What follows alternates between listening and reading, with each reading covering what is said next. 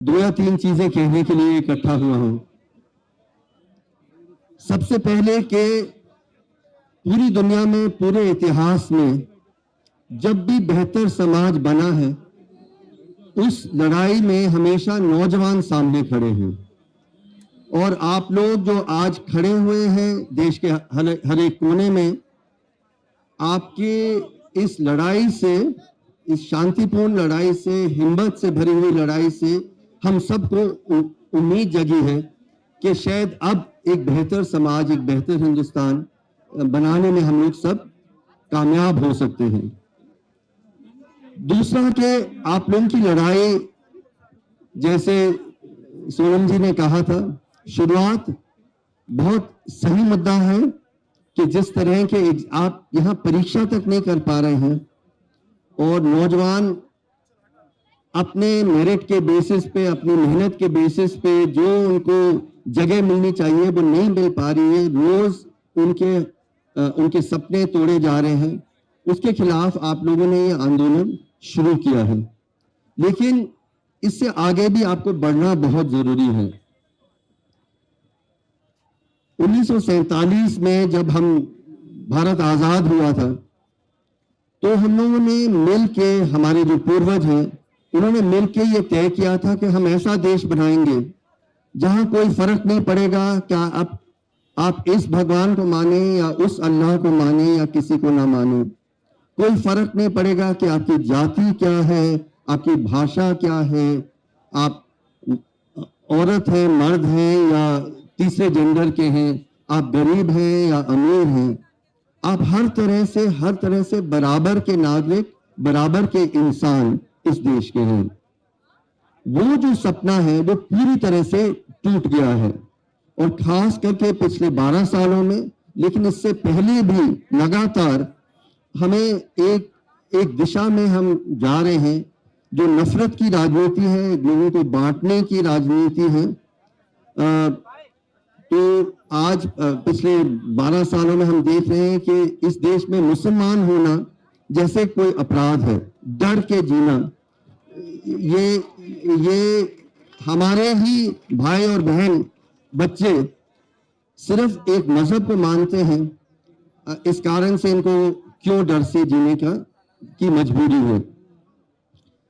पिछले साल आरएसएस ने 100 साल पूरे किए उनकी स्थापना के बाद।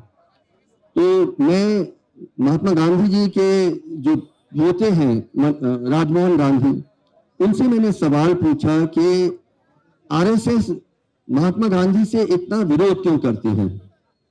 उन्होंने कहा 2 कारण।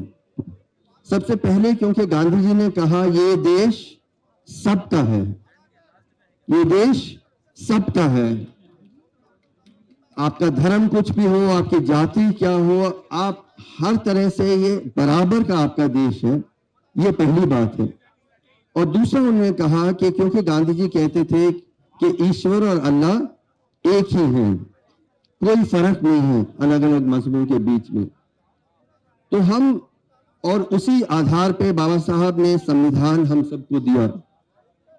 दुनिया के सबसे खूबसूरत संविधान में हमारे संविधान गिनती उसकी होती है, क्योंकि उसके बीच में यही कल्पना है कि हम सब, ये देश सबका होगा, सबका बराबर का होगा, बिना डर के, बिना सहम के, बिना दब के हम इस देश में सर ऊंचा रखते हुए जी सकेंगे।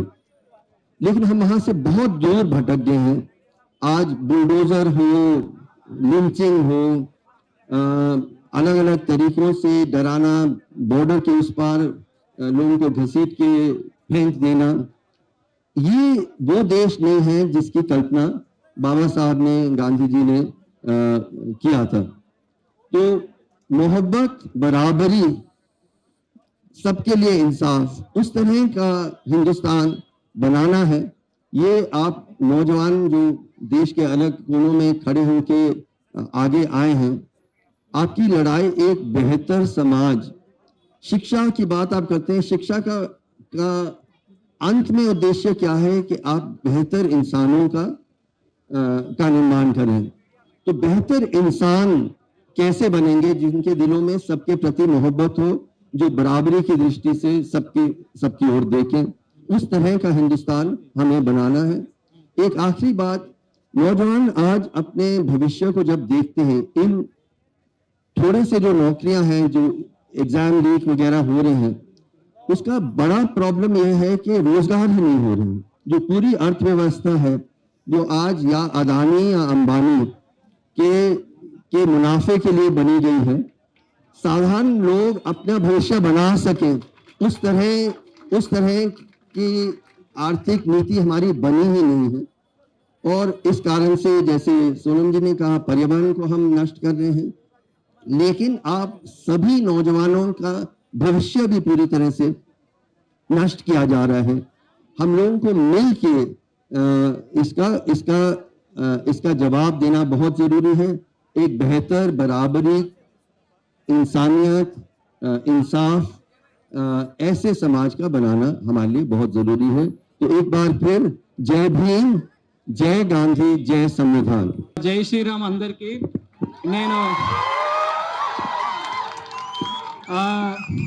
నేను సిబిఎస్ఈ ఎగ్జామ్ రాసా ఈ ఇయర్. అండ్ ఎగ్జామ్ రిజల్ట్స్ వచ్చేంత వరకు చాలా హ్యాపీగా ఉండే, చాలా బాగా రాసామని అందరం అనుకున్నాం.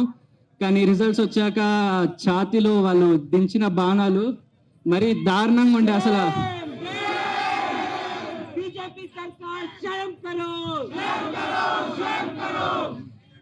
ఈ నీట్ ఎగ్జామ్ గురించి కూడా మన ప్రధానమంత్రి మోదీ ఏం మాట్లాడట్లేదు.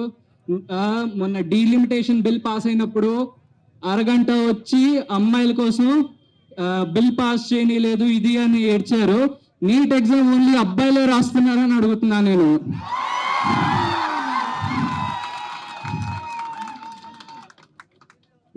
నీట్ ఎగ్జామ్ రాసే అమ్మాయిలకి మిగతా అమ్మాయిలకి తేడా ఏంటంటే వీళ్ళకి ఓటర్ ఐడియా లేదు అంతే. నెక్స్ట్ ఇప్పుడు చెప్తున్నాను, ఈ ప్రధానమంత్రి కనుక ఈ స్టూడెంట్స్ తో ఈ మూమెంట్ లో కనుక ఏం మాట్లాడలేదు అనుకో, నెక్స్ట్ టైం నా మాట గుర్తుపెట్టుకోండి, నెక్స్ట్ టైం వచ్చేసరికి ఎలక్షన్ లో ఓటులే పడవు, స్టూడెంట్స్ సపోర్ట్ ఉండదు మీకు. అండ్ ఇక్కడ సోనం వాంగ్చుక్ గారిని నాకు మా ఫాదర్ ఇంట్రడ్యూస్ చేశారు. అప్పటి నుంచి ఆయన ఐడియాలజీస్ ఇవన్నీ నాకు చాలా నచ్చాయి. అండ్ అప్పటి నుంచే వాళ్ళని ఫాలో అవుతున్నా. అండ్ మా mother she used to always surf on Tulasi ma'am videos in our kitchen and always. So last 6 years I've been writing multiple exams, be it competitive or state or central government. The main concern here is kabhi notification nikalta hai. Right after COVID the education system has declined very badly. कभी notification नहीं निकलता है, notification निकलने के बाद exam नहीं होता है, एग्जाम दे भी देते हैं हम तो उसका रिजल्ट टाइम पर नहीं आता है. Sometimes they have made this as a money extortion thing. वो एप्लीकेशन फीस लेते हैं, उसके बाद एग्जाम कंडक्ट नहीं करते, एप्लीकेशन फीस का रीएम्बर्समेंट बोलते हैं, वो फीस दोबारा आता नहीं है. So it is a grave concern because people who write these exams, be it NEET, be it UPSC, they go further and become doctors and become people who govern the state, who govern the country, who go into administration. If we send forward people through corruption, जैसे what would they do going forward? आज उन्होंने पैसे दे के seat खरीद लिया, कल जाके seat पे बैठ के काम क्या करेंगे जब उनको कुछ आता नहीं है. जो लोग कैपेबल है, जो लोग डिजर्विंग है, उनके पास पैसा नहीं है तो ये नहीं है कि वो लोग कर नहीं पाएंगे. Because we have a constitution that gives opportunity to everybody.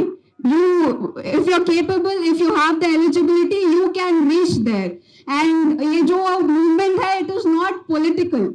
It is concern of every student, every parent who has been trying to come forward in the system, gain a proper respectful living. Okay.